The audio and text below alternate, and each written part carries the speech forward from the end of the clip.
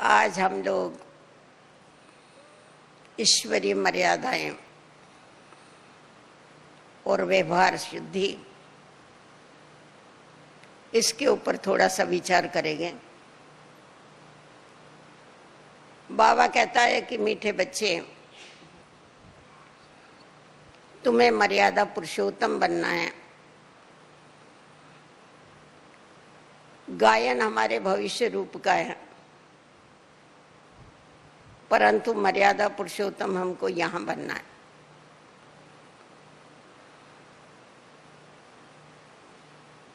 क्योंकि हम बाबा के बच्चे लॉ मेकर है, ना कि लॉ ब्रेकर। बाबा ने हम सभी को लॉ स्थापन करने वाला लॉ मेकर बनाया हुआ है। तो जो मर्यादाएं हैं, ईश्वरीय मर्यादाएं,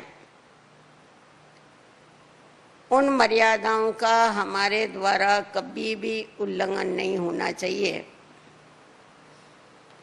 इस बात की तरफ हम ब्राह्मणों को बहुत बहुत अटेंशन देना है, क्योंकि हर एक के पीछे बहुत लंबी क्यू है। अगर एक ईश्वरीय लॉ को ब्रेक करता है तो उसको देख के दूसरे भी करते हैं, और माया तो यही देखती रहती है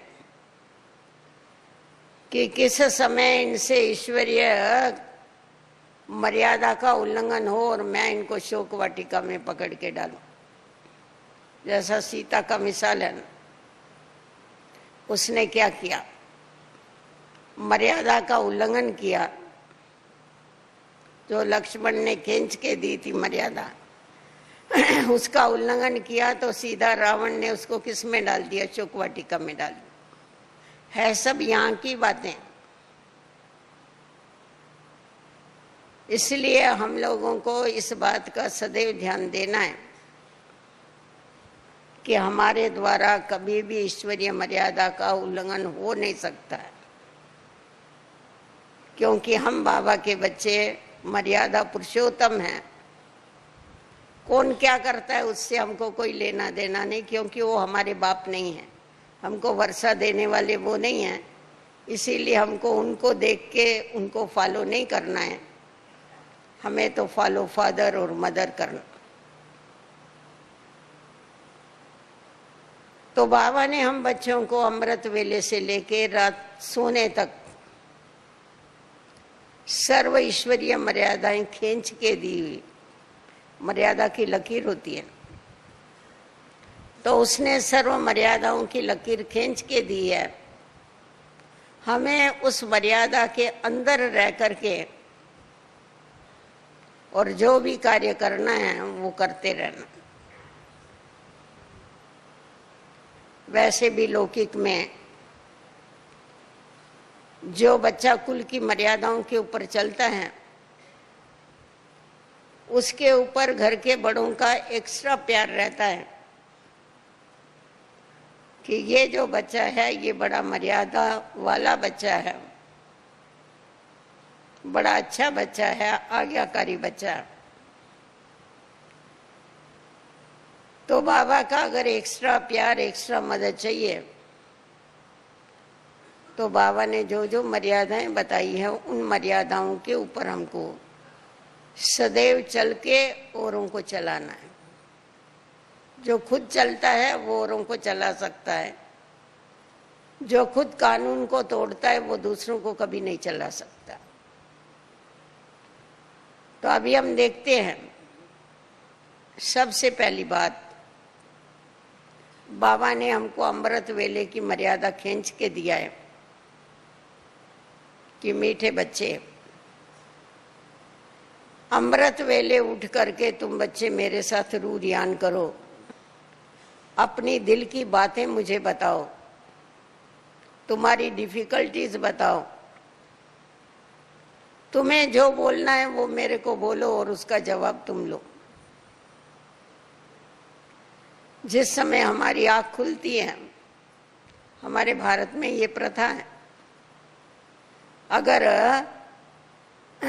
मान्यता भी ऐसी है, अगर किसी का दिन खराब जाता है तो कहते हैं पता नहीं आज किसका मुंह देखा। तो बाबा ने हम बच्चों को ये पक्का कराया हुआ है कि तुमको किसी का भी मुंह नहीं देखना है सिवाय बाप। तो आंख खुलते ही पहले ये बात बुद्धि में रखो कि मैं आत्मा अभी अभी ब्रह्मलोक से बाबा के साथ साथ इस शरीर के अंदर प्रवेश कर रही, क्योंकि नीचे से ऊपर जाने में डिफिकल्टी होती है, ऊपर से नीचे आने में डिफिकल्टी नहीं होती। बाबा के साथ साथ मैं धर्म स्थापन अर्थ प्रवेश कर रही हूं, इस सृष्टि पर आ रही।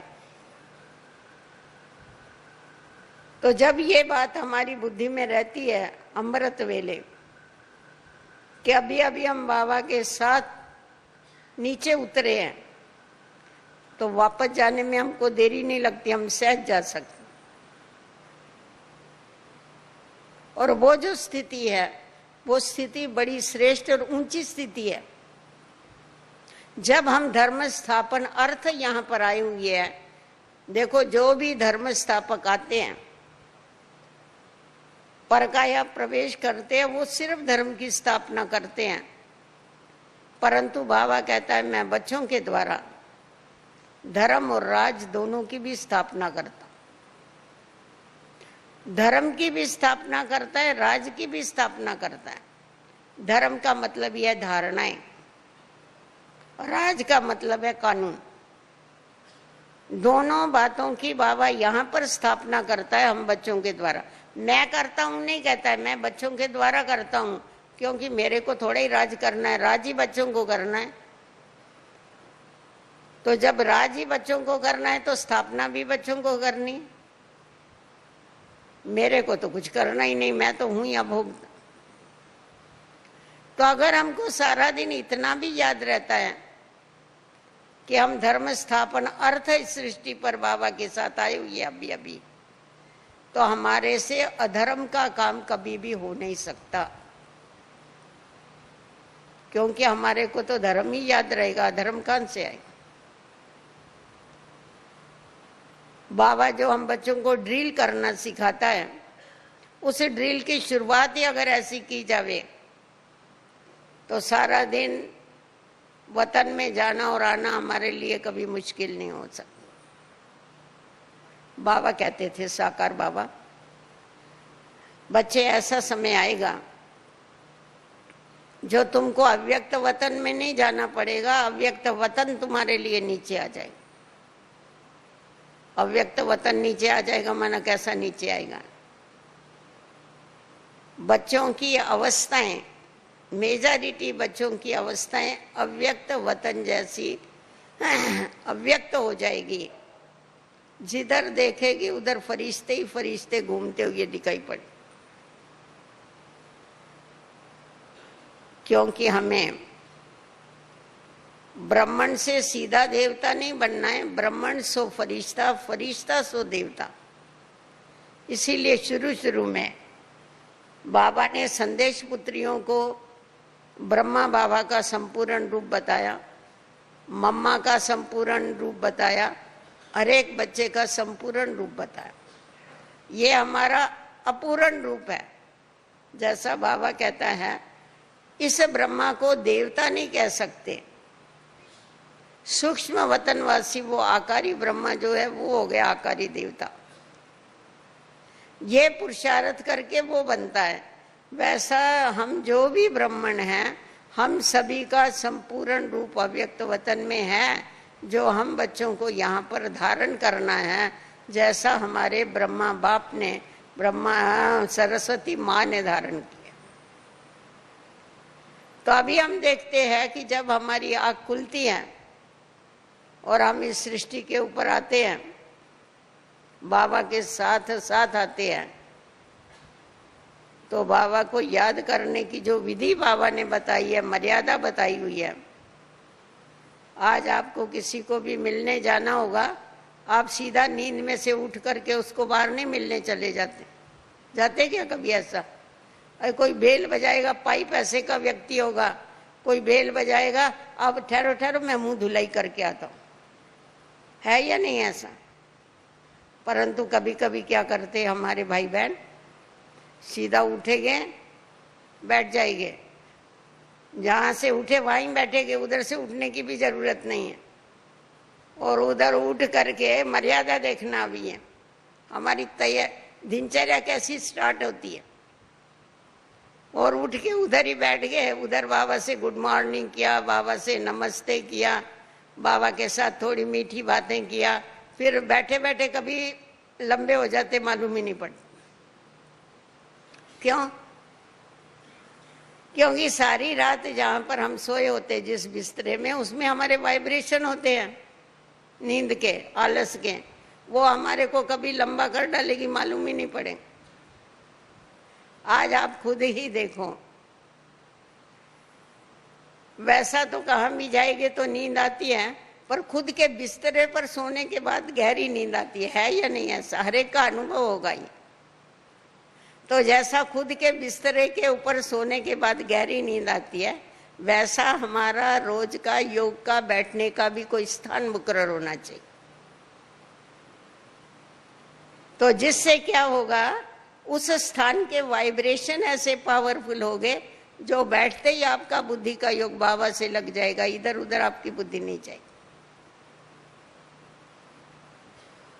उतना तो हम लोगों को जरूर करना चाहिए, और विधि के प्रमाण बैठना चाहिए।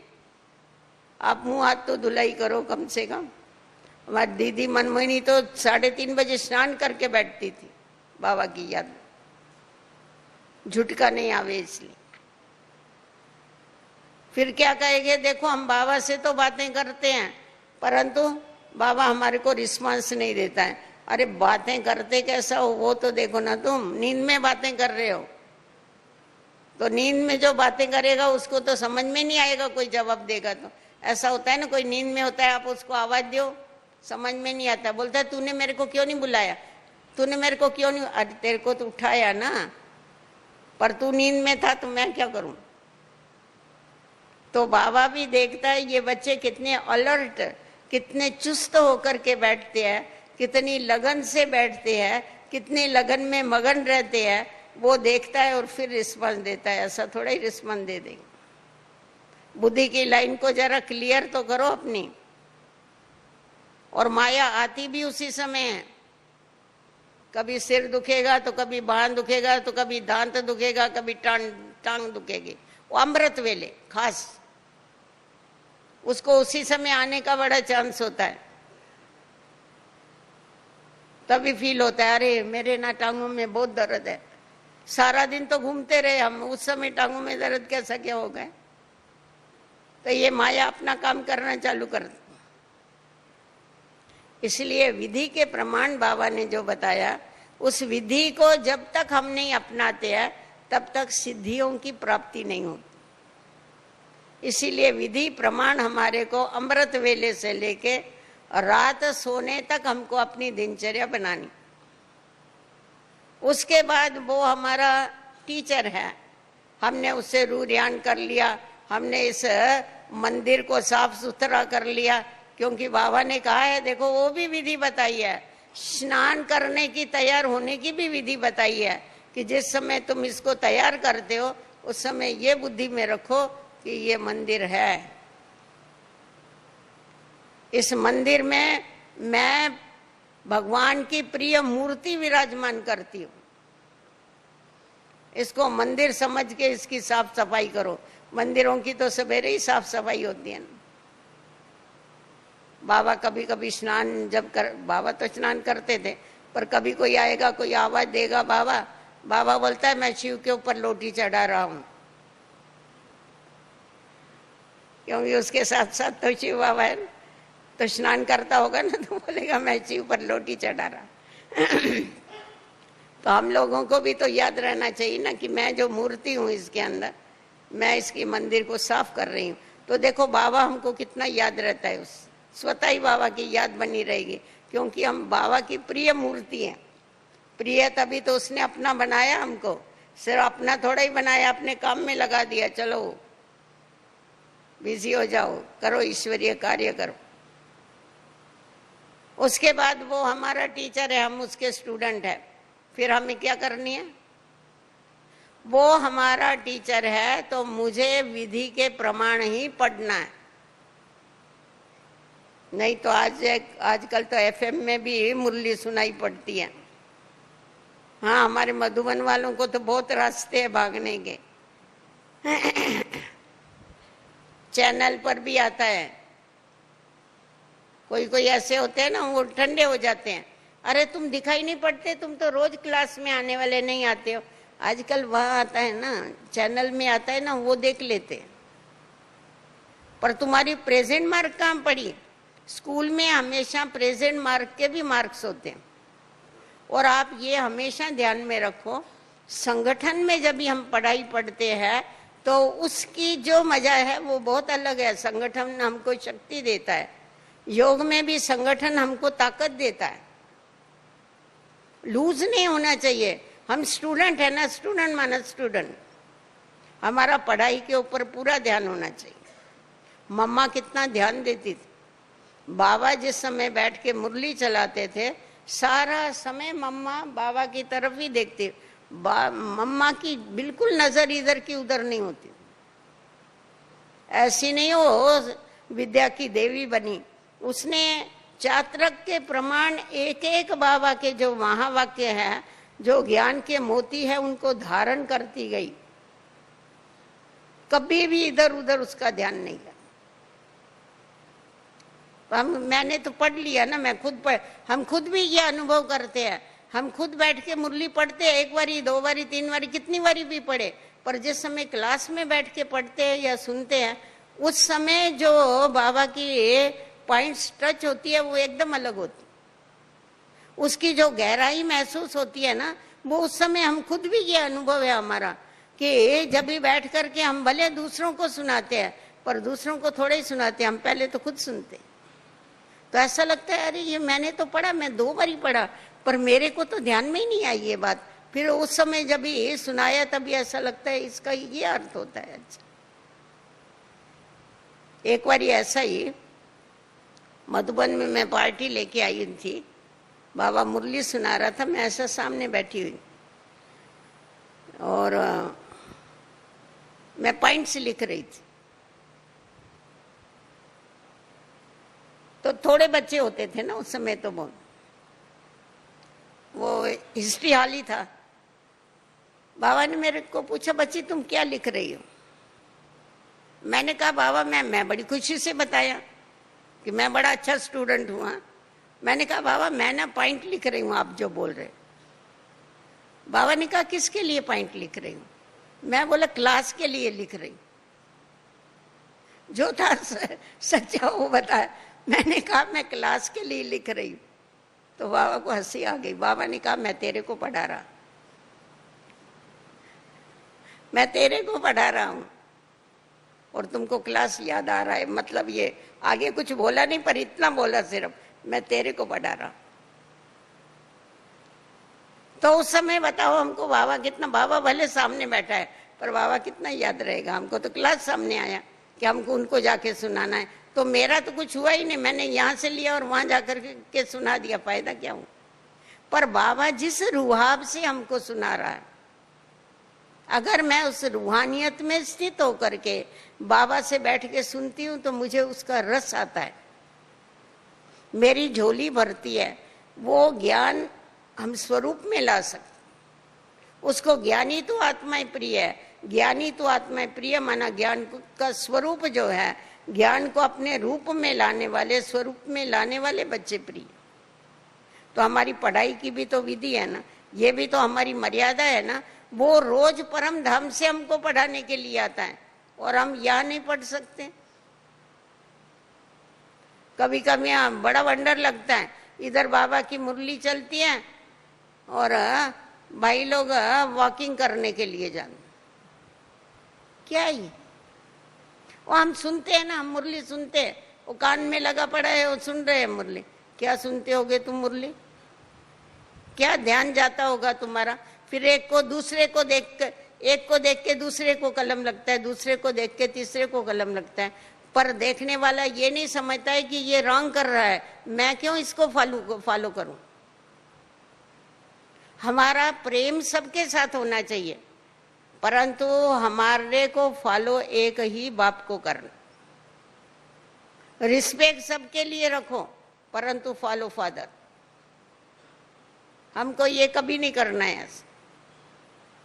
अच्छी बातों को ग्रहण करो। बाबा कहता है गुणग्राही दृष्टि रखो। उसके बाद वो हमारा सतगुरु है, हम उसके सच्चे सच्चे फॉलोअर्स है। बाबा कहता है ये जो भी सन्यासी है ना, इनके सब झूठे हैं फॉलोअर्स। क्यों झूठे हैं? क्योंकि उनका गुरु है वो सन्यासी और ये गृहस्थी टट्टू, तो ये झूठे हो गए ना। तुम बच्चे ही मेरे सच्चे सच्चे फॉलोअर्स हो। हम बाबा को फॉलो करते हैं, तो बाबा को फॉलो करते हैं तो बाबा ने हमें सतगुरु के रूप में कर्म योगी बनना सिखाया। अशरीरी बनो, कर्म योगी बनो। कर्म भी करो और मेरे को भी याद करते रहो। कर्म और योग साथ साथ चले। परंतु क्या होता है, हम जिस समय कर्म की शुरुआत करते हैं उस समय हमको बाबा याद होता है, और उसके बाद कर्म कॉन्शियस बन जाते, बाबा भूल जाता, फिर बाबा याद नहीं रहता है। एक बार ऐसा ही क्या हुआ, बॉम्बे में बाबा आए हुए थे, तो बाबा आते थे तो और बच्चे भी सब आते थे, इधर उधर से यहाँ पांडव भवन के भी आते थे। तो भोजन हो गया, बाबा के साथ भोजन खाया, जितने बच्चे थे उन्होंने। बाबा ने कहा सब बच्चों को आइसक्रीम खिलाओ, सबको आइसक्रीम दिया। तो आनंद किशोर दादा था अपना, किस किसने देखा है आनंद किशोर दादा को, हाथ ऊपर करो। तो बाबा का बड़ा लाडला था बच्चा, हाँ था बड़ा जाली, तो वो आइसक्रीम खा रहा था, फटाफट फटाफट खा रहा था। बाबा ने उसकी तरफ देखा, बाबा ने कहा बच्चे तुमको शिव बाबा याद है? वो था मजे वाला। वो बोला बाबा पुष्प शांता दादी को बोलो ना मेरे को दूसरी बार आइसक्रीम दे, मैं याद करके खाऊंगा। ऐसा नहीं, बाबा भी हंसने लगा। ऐसा नहीं बोला मेरे को बाबा याद नहीं है, बोला और ही उसके ऊपर काम रखा पुष्प शांता, मेरे को दो, मैं अभी सचमुच बाबा याद करके खाऊंगा। बाबा ने कहा देखो कैसे टग्गी करता है। तो बाबा थोड़ी थोड़ी बातों में अटेंशन खींचवाता, और हम बच्चे किसी भी बात को भारी नहीं समझे, इसीलिए बाबा क्या करते थे, खुद का उदाहरण देते थे। बाबा कहते थे देखो मैं भी जब भी बैठता हूँ भोजन के ऊपर तो मैं शिव बाबा को कहता हूँ बाबा आओ हम दोनों साथ साथ में खाएंगे, परंतु मैं भोजन खाते खाते मैं भी भूल जाता हूँ। बाबा बच्चों को क्यों भूलेगा वो, परंतु बच्चों को हल्का करने के लिए बाबा बताते कि मैं भी भूल जाता हूँ, इसका मतलब तुम कितना भूलते होंगे। तो इसीलिए बाबा की याद में बैठ करके अगर तुम भोजन स्वीकार करो, जो भी कर्म है बाबा की याद में करो, तो क्या होगा, कर्मों में श्रेष्ठता आती जाएगी, कर्म ऊंचे बनते जाएंगे आप में, क्योंकि कर्म और योग साथ साथ में है ना। बाप तो सर्वशक्तिवान। गुलजार दादी से हमेशा ये बताती है, बाबा को याद करके नहीं खाते हैं, खाने में बिजी हो जाते हैं तो माया खा जाती है, और माया शक्तिशाली हो जाती है, लड़ने के लिए सामने आ जाती है। तो बाबा ने हर एक कर्म कैसे किया जावे ये हम बच्चों को कर्म करके बताया। भले उसका गायन अकर्ता किया जाता है, वो शिव का गायन अकर्ता करते, अकर्ता अभोगता, परंतु उसने ब्रह्मा के द्वारा कर्म करके बताया। प्रैक्टिकल में सब बातें करके बताई। इसीलिए बाबा ने जो किया है वो मेरे को करना है और कुछ नहीं करना है, बस जा हमको और किसी को देखना नहीं, हमको बाबा को देखना। तो बाबा ने जो मर्यादाएं सिखाई हैं, सेवाएं भी हम करते हैं। अब जब सेवाएं करते हैं, सेवाएं करने के समय, क्योंकि सेवाओं में तो सब एक दो के साथ हमारा कनेक्शन होता है, वास्तव में देखा जावे तो सेवा जो है ये हमारा भाग्य बनाती है। सेवा जो है ये हमारे को शक्ति देती है, खुशी देती है, परंतु कभी कभी वही सेवा क्या करती है, अगर हमारा खुद के ऊपर अटेंशन नहीं होता है तो आपस में किन किन का टकराव हो जाता। सेवा से खुशी मिलने के बजाय, सेवा से शक्ति मिलने के बजाय संस्कारों का टकराव होता। बाबा ने ये नहीं सिखाया हमको, ये मर्यादा नहीं है हमारी ब्राह्मणों। सर्व के सहयोग से सुखमय संसार, हर एक आत्मा में बाबा ने ये बताया हुआ है, हर एक आत्मा में कोई ना कोई विशेषता है। इसीलिए तो मैंने उनको अपना बनाया। अब ये बाबा की पसंदी है, जो भी बैठे हैं यहाँ, ये किसकी पसंदी है? भगवान की पसंदी है। भगवान ने ऐसा थोड़ी पसंद किया होगा, किसी कारण से, किसी विशेषता से पसंद किया होगा। तो हम क्यों नहीं उन आत्माओं की विशेषताओं को देख करके, उन आत्माओं की विशेषताओं को देख के, जैसा बाबा हमारी विशेषता को देख के हम बच्चों को कार्य में लगाता है, वैसा हम एक दो की विशेषताओं को क्यों नहीं देखते? बाबा ने हम बच्चों को बताया ना, तुम्हें गुणग्राही दृष्टि बनानी। ब्राह्मणों की ये मर्यादा है, उनको कभी भी किसी का अवगुण नहीं देखना। अगर हमने अवगुण देखा, जैसा देखो अन्न का मन के ऊपर प्रभाव पड़ता है, वैसा ही देखने का भी मन के ऊपर प्रभाव पड़ता, सुनने का भी मन के ऊपर प्रभाव पड़ता है। इसीलिए बाबा ने हम बच्चों को क्या बताया? बुरा मत देखो, बुरा मत सुनो, बुरा मत बोलो, बुरा मत सोचो, व्यर्थ सोचना बंद करो। बाबा ने जो हमको बोला है मुझे वो करना है, मुझे नहीं देखना है कोई भी बुरा। जिससे मेरी उन्नति नहीं हो देख के क्या फायदा है? जिससे मेरी उन्नति नहीं हो बातें सुन के क्या फायदा है? क्या फायदा है ये तो बताओ। अब ये दांत वाला डॉक्टर बैठा है, इसको जाके कोई कान बताएगा, ये बोलेगा ये क्या मेरा काम है क्या डॉक्टर कान वाले के पास जाना, इधर क्यों आया? नहीं, जिसका जो काम हो वो करे ना। अभी जिन बातों के साथ हमारा कोई कनेक्शन ही नहीं है, निपुटी बातें हैं, जो जिनका ना सिर है, ना मुंह है, ना टांग है, ऐसी बातें हैं, वो बातें बड़ी इंटरेस्ट से बैठ के सुनते। बाबा कहते हैं बुरा मत सुनो। क्या हमारे पास इतनी फुर्सत है जो हम फालतू बातें बैठ के सुने? इतना बड़ा जब त्याग किया, बाबा के बने, पुरानी दुनिया को छोड़ दिया। बड़े बड़े जो सन्यासी नहीं कर सके वो बाबा के बच्चों ने करके बताया। पवित्रता का कंगन बांधा, अपनी जीवन न्यौछावर करके बताई बाबा के ऊपर। फिर तकलीफ क्या है? आप देखेंगे रामायण का बनने का कारण क्या हो? उसने राम के पीछे राज तो छोड़ दिया, परंतु अपने अंदर का तृष्णा आकांक्षाएं नहीं छोड़ी। इसीलिए तो हरण के पीछे मोहित हो गए, सोनी हरण के। अनुमान, शक, ईर्ष्या, इसके पीछे एक रामायण बन गया।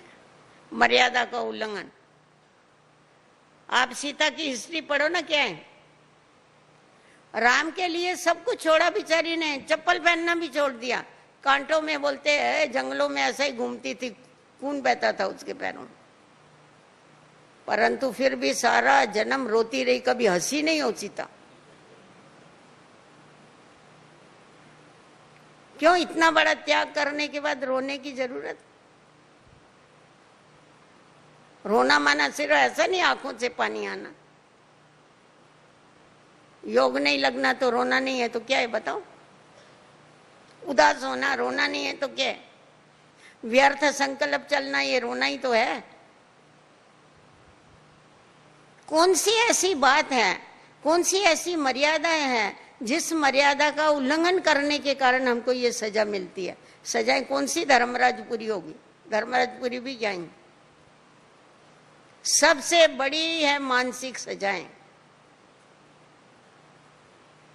उन सजाओं से अगर हमें बचना है तो बाबा की आज्ञाओं का मुझे जरूर पालन करना। ये छोटे छोटे जो विकार है ना, ये छोटे छोटे विकार पकड़ के बैठते हैं, बड़े तो छोड़ देते हैं। चलो अच्छा, क्रोध नहीं किया, क्रोध नहीं किया तो रोब आ गया। मोह नहीं रखा, मोह तो नहीं रखा पर थोड़ा सा जरा साइड कर दे, हाँ, थोड़ी अटैचमेंट आ गई किसी में। देखो वास्तव में देखा जावे तो ये जो देह है ना, देह, बाबा ने हमको अशरीरी बनना इसीलिए सिखाया। ये देह है मिट्टी का पुतला, 5 तत्वों का बना हुआ। मिट्टी में कौन सा आकर्षण है? क्या आकर्षण है बताओ? गुरुत्वाकर्षण है ना उसमें। आप कोई भी चीज ऊपर फेंको तो कहां जाती है? ऊपर नहीं जाएगी, वापस नीचे गिरेगी। तो अगर इसमें हम फंसे तो नीचे ही गिरने वाले, ऊपर नहीं जाने। चाहे आप अपनी मिट्टी में आपकी बुद्धि जावे, चाहे दूसरे की मिट्टी में बुद्धि जावे, ये हमको बाबा के पास पहुंचने नहीं दे।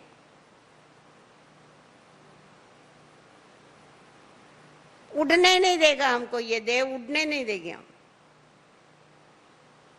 इसीलिए बाबा जो घड़ी घड़ी हम बच्चों को कहते, बच्चे अशरीरी बनो, विदेही बनो, देह मुक्त बनो, नहीं तो ये देह तुमको अटकाएगी, ईश्वरीय आनंद नहीं लेने देगी, ईश्वरीय मिलन नहीं मनाने देगी, सर्व संबंधों की रचना नहीं लेने देगी। अगर इसमें हमारी लागत है तो और देह में फंसने में देरी नहीं लगती। हमारी बुद्धि कहाँ भी नहीं जावे। इस सड़ी हुई देह है, पुरानी देह है, रोगी देह है। बाबा कहता था चत्तियां लगी हुई है। चत्तियां मालूम है क्या होता है? कपड़ा फट जाता है तो उसको नहीं टुकड़े सिलाई करते हैं, उसको चत्ती बोलते। तो ये क्या, अभी ऑपरेशन होते हैं, ये सब काट कुट चत्ती तो लगाते हैं शरीरों को। तो ऐसी गंदी बांस वाली देह, उसमें बुद्धि जावे।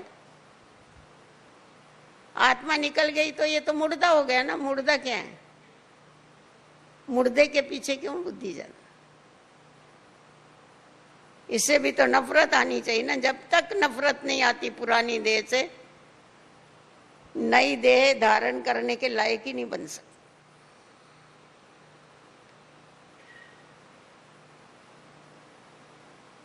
बाबा ने देखो जिस दिन से बाबा के अर्पण किया, तन मन धन, पहले तन करना पड़ता है, ठीक है ना? क्या कहते हैं हम, क्या हमेशा क्या बताते हैं? हमने ईश्वर के तन मन धन अर्पण किया। पहले मन नहीं, पहले धन नहीं, पहले तन।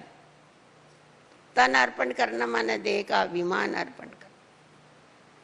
तो जिस दिन से बाबा ने तन अर्पण किया, उस दिन से बाबा ने क्या कहा? ये शिव बाबा का रथ। यही कहा ना, मेरा शरीर है। कभी कहा? मेरा शब्द आप कहां भी देखो, बाबा की मुरलियों में देखो, जहां भी देखना वे देखो, बाबा ने कभी मेरा शरीर कहा? शिव बाबा ने भी मेरा शरीर नहीं कहा। शिव बाबा ने कहा ये मैंने लोन लिया हुआ है, इसने कहा मैंने उसको दे दिया है। दोनों भी देखो अशरीरी हो गए। वो तो है ही अशरीरी, परंतु उस अशरीरी के संग में आके ये भी ऐसा अशरीरी बन गया, इसका भान पूरा टूट गया। बाबा ने तन शिव बाबा को दिया, आपने और हमने नहीं दिया। हमने भी तो दिया ना, आपने भी तो दिया ना तन शिव बाबा को। हम तन मन धन से समर्पण हो गए बाबा के भी।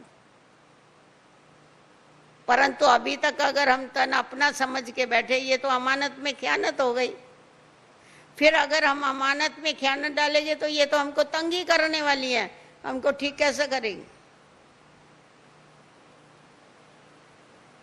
दादी प्रकाश मणि को देखा, उसने कभी भी मैं शब्द यूज नहीं की। कभी भी कोई बात होगी तो क्या बोलती थी?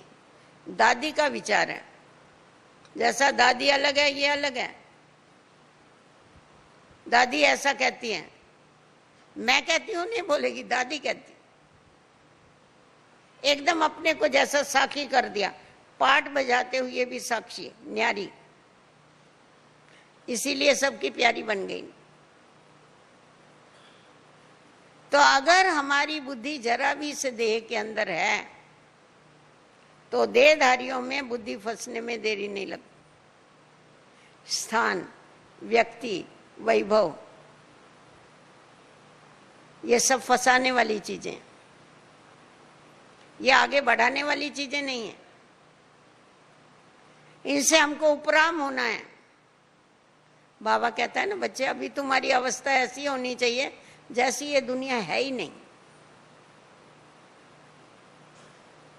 बहुत दूर।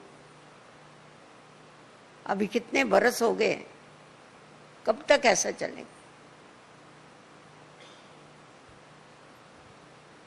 तो बाबा ने ये मर्यादाएं खींच के दिया, आपस में व्यवहार में भी आओ, कार्य व्यवहार भी करो, बुद्धि बाबा के साथ रहनी चाहिए। किसी की विशेषता, किसी की बुराई, ना हमारी बुद्धि किसी की बुराई की तरफ अटके, ना हमारी बुद्धि किसी की विशेषता की तरफ अटके। इसमें बहुत विशेषताएं है, विशेषताएं तो क्या होगा, बाप ने इसको दी है इसलिए इसमें विशेषताएं। कभी विशेषताओं के ऊपर प्रभावित हो जाते हैं, कभी चलते चलते क्या होता है, अवगुण देखते हैं तो उससे नफरत हो जाती। ये दोनों भी नुकसान करता है, नफरत भी नुकसान करता है और प्रभावित होना भी नुकसान करता है। बाबा ने हम बच्चों को ये बताया, ना तुम्हें किसी में फंसना है, ना किसी को फंसाना है। हमारी बुद्धि किसी में फंसे नहीं और किसी की बुद्धि हमारे में भी नहीं फंसे। ना फंसो ना फंसाओ, ये हमारा काम नहीं है। हमें तो इस पिंजरे से न्यारा होने का है, फंसने की बात ही नहीं। जब तक ये भान नहीं भूलता है, देह का भान, तब तक वो उड़ने नहीं देता, अटका रहेगा, कहां ना कहां अटका रहेगा। इसीलिए अशरीरी बनने के अभ्यास की बहुत आवश्यकता है। बाबा ने कहा ना, देखो आप दूसरों को देखो, देखो इसमें भी मर्यादा है, देखने में भी बाबा ने मर्यादा बताई। क्या देखो? आत्मा को देखो। आप सामने वाले के भ्रुकुटी में देखने की प्रैक्टिस करो। कभी भी किसी के देह की तरफ आपकी बुद्धि नहीं चाहिए। खुद के ऊपर थोड़ी मेहनत करनी पड़ती है इस बारे में।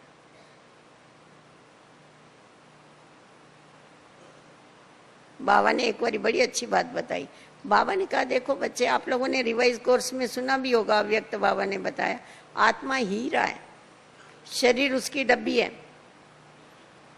तो जब शरीर ये डब्बी है, सर्प का मिसाल भी इस पर बाबा ने दिया, मस्तक मणि के ऊपर। तो जब शरीर डब्बी है, डब्बी की तरफ क्यों देखते हो, हीरे की तरफ देखो।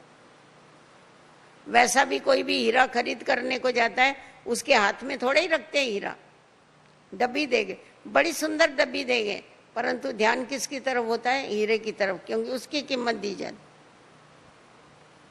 और कोई बेसमझ होवे, डब्बी बड़ी अच्छी है, हीरा भले भले झूठा होवे, बहुत पैसा दे के लेके आ जा। कोई कोई ऐसे भी तो मूर्ख होते हैं।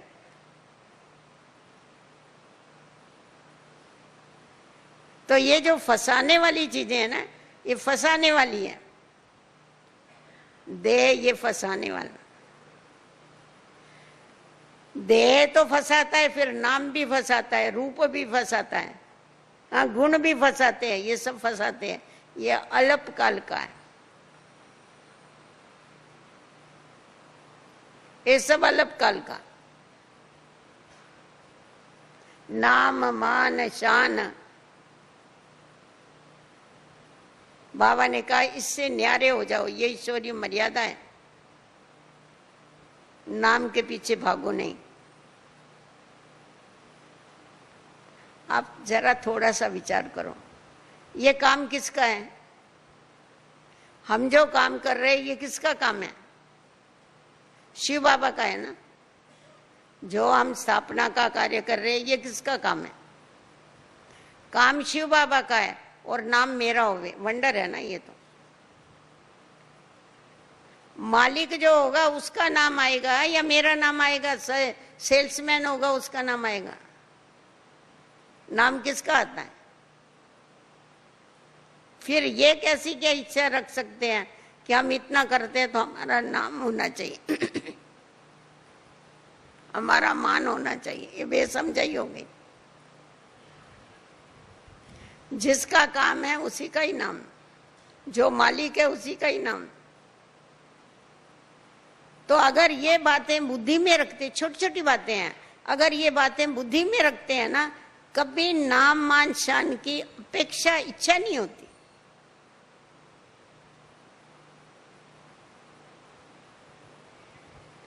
कभी भी इच्छा नहीं होगी। मान अपमान, निंदा स्तुति, जय पराजय, सब में बाबा कहता है बच्चे समान बनो। आज तुम्हारी बहुत स्तुति हो गई, बड़ा मान हो गया, सबने बहुत अच्छा बोल दिया तुमको। आज अगर हमने मान को स्वीकार कर लिया, कल हमको अपमान को जरूर स्वीकार करना पड़ेगा। आज हमने स्तुति को स्वीकार कर लिया, कल निंदा को भी स्वीकार करना पड़ेगा। इसीलिए ना निंदा स्वीकार करो ना स्तुति स्वीकार करो। अगर हमने स्तुति स्वीकार नहीं किया तो निंदा स्वीकार करने की बात ही नहीं होती है। हम उससे न्यारे ही है, तुम कुछ भी करो ना, उससे क्या होने वाला।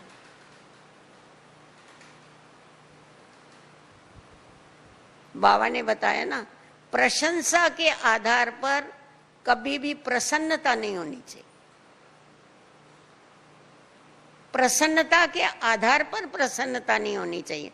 प्रसन्न हो जाए, प्रसन्न माना खुश। किसी ने मेरी प्रशंसा किया, महिमा किया, वाह आप तो बहुत अच्छा सुनाया, बहुत ऐसा किया, हम फूल जाते, वाह बहुत अच्छा किया, वाह, हाँ खुशी हो गई। और किसी ने कहा नहीं नहीं आपने ये ठीक नहीं किया, खुशी गायब हो। ये क्या हवा के गुब्बारे है क्या? हाँ, हवा भरी तो भूल गया, नहीं तो गया तो गया। ओम शांति। बाबा बहुत मजा करता था, साकार बाबा। बाबा कहता था मालूम है बच्चों की अवस्था कैसी है? कोई कोई बच्चों यहाँ बैठेंगे, बाबा के सामने बैठेंगे ना, 180 डिग्री पारा चढ़ेगा। ऐसा खुश हो गए, वाह बाबा वाह क्या मुरली सुनाते आप, क्या ये। और दरवाजे के बाहर निकले सोडा वाटर। सोडा वाटर देखा है ना? सोडे की बाटल वो खोलो, फां फां करके ऊपर आएगा, 1 सेकंड में ड्राम हो जाएगा, नीचे चला। ये स्थिति क्या काम की? एकदम नशा चढ़ा, एकदम नशा गायब हो गया। ये भी कोई अवस्था होती है? अवस्था माना एक रस, कुछ भी हो जाए। तो साकार बाबा ने प्रैक्टिकल में करके बताया ना, निंदा स्तुति मान अपमान जय पराजय सब में समान। कभी नाम मान शान की इच्छा नहीं। कभी किसने कुछ किया उसकी कोई इच्छा नहीं। बीच में कलकत्ते में एक विक्रमादित्य के ऐसा कुछ नाम का पेपर था, मेरे को नाम याद नहीं आ रहा। तो क्या नाम है? विश्वामित्र। हाँ क्या बोला? हाँ तो पेपर था, उसने बहुत ब्रह्मा कुमारियों की बहुत निंदा डाली थी। साकार बाबा थे तभी, बहुत निंदा डाली। तो निर्मल शांता दादी को बड़ा जोश आया था। बोला ये क्या है घड़ी घड़ी निंदा? बाबा के लिए बहुत लिखा था उसने। इसको ऐसा लगा अभी इसके ऊपर केस ही करना चाहिए। तो उसने फिर बाबा से पूछने बगैर तो कुछ करते नहीं थे बच्चे। इसने बाबा को लिख करके भेजा, बाबा हम इसके ऊपर केस करें, हमारे को ऐसा विचार आता है। भाई बहन भी बहुत जोश में आ गए हैं कि ये क्या लिखता है ऐसा, इतना झूठा झूठा सारा हमारे बाबा के लिए लिखा है। बाबा ने पत्र लिखा, बाप कभी बच्चे के ऊपर केस नहीं करते। और क्या लिखे बोलो?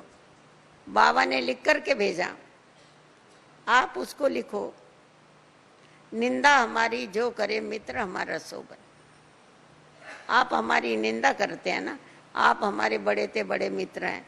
बेचारे ने पेपर में डालना ही छोड़ दिया निंदा। बाबा का हरेक जो भी कर्म था ना, वो ज्ञान युक्त, युक्ति युक्त, मर्यादा युक्त। तो हम लोगों को भी ये देखना है, हम आपस में जब एक दो के संपर्क में आते हैं, उस समय भी हमको मर्यादा रख करके एक दो के संपर्क में आपस में एक दो को रिस्पेक्ट दो, एक दो को सम्मान दो। ये हम ब्राह्मणों की शान है।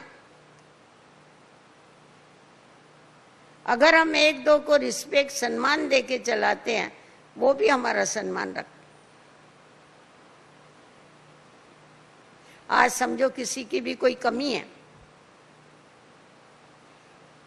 आज हर एक व्यक्ति खुद की कमी छुपाना चाहता है या नहीं? ऐसी बात बताओ। जब खुद की हम कहते हैं हम सब एक हैं, फिर दूसरे की कमी को क्यों वर्णन करते? हमारा क्या काम है? हमारी कमी को जैसा हम मेहनत करके निकालने की कोशिश करते हैं, वैसा अगर हमारे में से किसी की कोई कमी है, तो हम सच्चे मित्र वो है, सच्चे भाई वो है, सच्ची बहनें वो है, जो उसकी कमी को निकालने के लिए हम अपनी एक्स्ट्रा मदद दे करके उसकी वो कमी निकाल, ना कि उस कमी को फैलावे।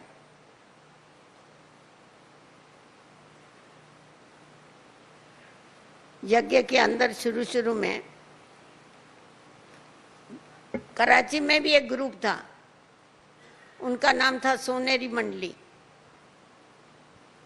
वो तेरी बात, मेरी बात, इसकी बात, उसकी बात, वही चलेगा उनका।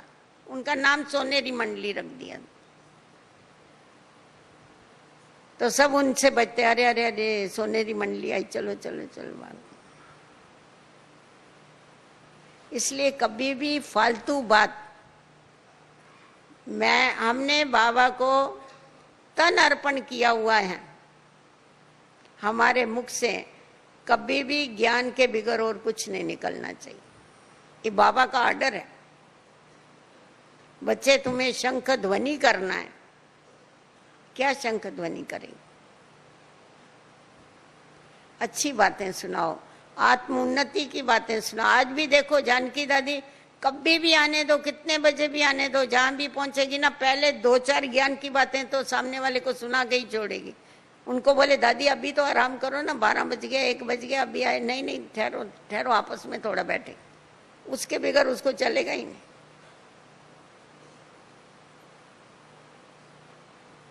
देखो 2 प्रकार के लोग होते हैं। एक प्रकार की व्यक्तियां ऐसी होती हैं, जब वो आती है तो खुशी होती है। एक प्रकार की ऐसी व्यक्ति होती है, वो जाते हैं तभी लोगों को खुशी होती कि हर्ष अच्छा हो गया, चला गया। तो हमें देखना है कि हम कौन से प्रकार की व्यक्ति हैं। हमारे आने से लोगों को खुशी मिलती है या हमारे जाने से लोगों को खुशी मिलती है? अगर हमारे अंदर देने की भावना है, बाबा कहता है तुम दाता के बच्चे हैं, हमारे अंदर अगर देने की भावना है तो लोगों को हमारे से मिलने में भी खुशी होगी। परंतु अगर लेने की भावना रखेंगे तो खुशी नहीं होगी, समझेगी नहीं आएगा तो अच्छा है। तो इसीलिए हम लोगों को हमेशा ये देखना है, हमारा समय, हमारा श्वास, हमारे संकल्प, स्थूल धन, ईश्वरीय प्राप्तियां और स्थूल धन हमारे द्वारा कभी भी वेस्ट नहीं जाना चाहिए। ब्रिजेंद्र दादी हमको सुनाती थी, समझाती थी। वो कहती थी अपने ऊपर कम से कम खर्चा करो पर्सनल। अगर हम यहाँ ही खुद के ऊपर खर्चा बहुत कर लेते हैं तो हमारे भविष्य में से कट हो जाता। इसीलिए सिंपल और सैंपल। जब तक हम सिंपल नहीं बनते तब तक सैंपल नहीं बन सकते किसी।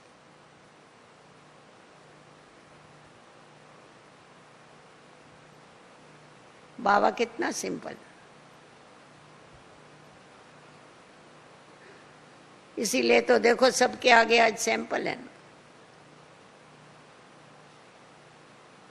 आज यज्ञ की कोई भी चीज है उसका नुकसान हमारे द्वारा नहीं होना चाहिए। हम बच्चों को हक है बाबा की परवरिश लेने का, परंतु आप ये भी साथ साथ में ध्यान रखो अभी रिटर्न जर्नी है। रिटर्न जर्नी का मतलब बाप की जो परवरिश लिया है वो रिटर्न करने का समय। रिटर्न जर्नी तो वही है, जो भी परवरिश ईश्वरी परवरिश लेते, हम कितने पद्मा पदम भाग्यशाली है। घरों में रहने वालों के आगे कितने लफड़े हैं, कितनी मुसीबतें हैं, कितनी शादी मुरादी फलाना टीरा, हम लोगों को इन सब झंझटों से बाबा ने छुड़ा दी, अकेला बना दिया। उसका कितना नहीं शुक्रिया मानना चाहिए कि तुमने हमारे को सब इन झंझटों से छुड़ा के, इन पिंजरों से छुड़ा करके हमारे को आजाद पंछी कर दिया। तो अपने समय की श्वास की हमें कितनी वैल्यू होनी चाहिए, अपने ब्राह्मण जीवन की कितनी वैल्यू होनी चाहिए। ब्राह्मण जीवन ये अमूल्य जीवन है, हीरे तुल्य जीवन। देवताई जीवन तो सोने तुल्य है, पर ब्राह्मण जीवन तो हीरे तुल्य है ना। तो जब इतना ऊंचा हमारा जीवन है तो उसकी वैल्यू को जान करके अगर हम चलते हैं तो ही वैल्यूएबल बन सकते। ब्राह्मण तो बहुत है, परंतु ब्राह्मणों में भी विशेष ब्राह्मण बनना बड़ी बात। ऐसा पुरुषार्थ होवे हमारा, उसके लिए खुद के ऊपर अटेंशन रखने की आवश्यकता। आज देखो हम किसी को भी भाग्य बनाने के लिए, हमारे पास अच्छा चलो धन नहीं है, परंतु हम दूसरों से जो कराते हैं उनका सफल कराते हैं जब यज्ञ में, उसका कमीशन भी तो मिलता है ना। अपने कमीशन एजेंट तो बन सकते हैं कोई, परंतु वो तभी कर सकते हैं जब भी हम एकदम सिंपल होते हैं, तभी ज्यादा से ज्यादा लोगों का भाग्य बना सकते। यज्ञ की कोई भी वस्तु वेस्ट न जाए, वो भी हमारे ऊपर बोझा चढ़ता है, उससे भी अवस्थाएं नीचे ऊपर होती। बाबा ने कर्मों की गहन गति बच्चों को समझाई हुई है। उन कर्मों की गहन गति को समझ करके अगर हम चलते हैं तो हमारे कर्म सदैव श्रेष्ठ रहते। हम लोगों को अंदर में इतात लगनी चाहिए कि अब हमें घर जाना। अंतिम घड़ी जिस तीव्रता से हम देखते हैं ना अभी कि ये सृष्टि की अंतिम घड़ी आ रही है, हम खुद भी कहते हैं समय नहीं है, समय बहुत स्पीड से चलता है। समय स्पीड से चलना माना हमारी अंतिम घड़ी स्पीड से हमारे नजदीक आ रही। यही हुआ ना, यही उसका अर्थ तो यही हुआ ना कि हमारा अंतिम समय स्पीड से मेरे नजदीक आ रहा है। समय बहुत तेज है, तेज माना क्या, तेज करके क्या करेगा, आखिर हमारे पास पहुंचेगा नहीं पहुंचे। तो इसीलिए हमको समय की कितनी कदर होनी चाहिए। अगर हम उसकी क्या कहा जाता है ना, जो समय को नष्ट करता है एक दिन समय उसको नष्ट कर डाल। बाबा ने कभी भी अपने समय को बर्बाद नहीं किया, मम्मा ने कभी अपना समय वेस्ट नहीं किया। हमें भी अपना समय कभी वेस्ट नहीं करना है, परंतु हमें अपना समय, संकल्प, सर्व शक्तियां, सर्व ईश्वरीय प्राप्तियां सफल करनी है। जब तक सफल नहीं करेंगे तब तक सफलता नहीं मिल सकती। तो इसीलिए बाबा ने जो मर्यादाएं हमको खींच के दिया है, आपस में व्यवहार करते समय भी कौन सी दूरी बना करके रखो, किस रीति से एक दो के गुणों के पीछे भी लट्टू नहीं हो जाओ। वो जो दाता है उसको सदैव याद रखो, देने वाले को याद रखो और उसको याद करके आपस में कार्य व्यवहार में आते रहो। अकेले आए अकेला जाना, ये इसकी तैयारी करके रहो। क्योंकि किसका किस समय टिकट कट जाएगा मालूम भी नहीं पड़ेगा। आजकल तो बहुत फास्ट हो गया है ये सब। हाँ, तो अपनी ऐसी तो तैयारी होनी चाहिए जो अंत के समय हमें पश्चाताप नहीं होवे कि बाबा ने हमको इतना समझाया परंतु हमने क्या किया। अच्छा, ये दिनचर्या को चलाते चलाते जब रात को हम सोते हैं उस समय की भी बाबा ने विधि बताई है हम बच्चों कि सोने के समय बच्चे तुम अशरीरी बन करके मेरे पास आ जाओ। हमारे पास क्लास में ब्रिजेंद्र दादी ने इसकी बहुत प्रैक्टिस कराई। सोने के समय अशरीरी बनो और बाबा की गोदी में जाके वतन में सो जाओ। आप इतने फ्रेश होकर के उठेंगे, थोड़ा भी समय सोएंगे तो आपको ऐसा लगेगा कितना घंटा सोए, और उठेंगे तो आपको बाबा ही याद आएगा, क्योंकि सोने के समय भी बाबा ही याद है। इसीलिए बाबा कहते हैं गुड नाइट करके सो। अशरीरी बनने का प्रयत्न करते करते आप सो जाते, ऐसा झटका लग जाएगा शरीर, जैसा आत्मा चली गई, और सवेरे अमृत वेले आप ही आँख फूट जाएंगे। गीत बजने की सुनने की जरूरत ही नहीं होती। तो इसीलिए अपनी दिनचर्या को ठीक रीति से मर्यादा पूर्वक चला करके मर्यादा पुरुषोत्तम हमको यहाँ ही बनना है। ये लक्ष्य रख कर के अगर चलते हैं, और लक्ष्य जिसके सामने है उसको और कुछ नहीं दिखाई पड़ता, वो तो दौड़ता ही रहता है, दौड़ता ही रहता है। ये कभी इधर नहीं देखेगा, कभी उधर नहीं। जो इधर उधर देखता है वो कभी लक्ष्य तक थोड़े ही जा सकता। आप रेस देखते हो ना, रेस में क्या होता है, रेस में हमेशा सामने ही देखते हैं, उसको लक्ष्य तक पहुंचना है। मेरे आगे कौन भाग रहा है, मेरे पीछे कौन भाग रहा है, मेरे इधर कौन भाग रहा है, मेरे कहाँ भी नहीं देखते, उसको तो दौड़ना ही दौड़ना है।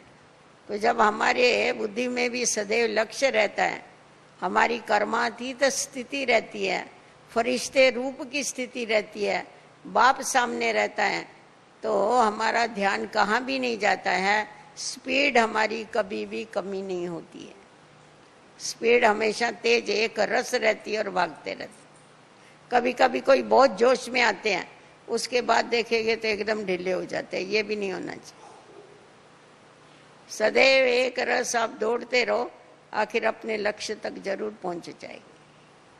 ओम शांति।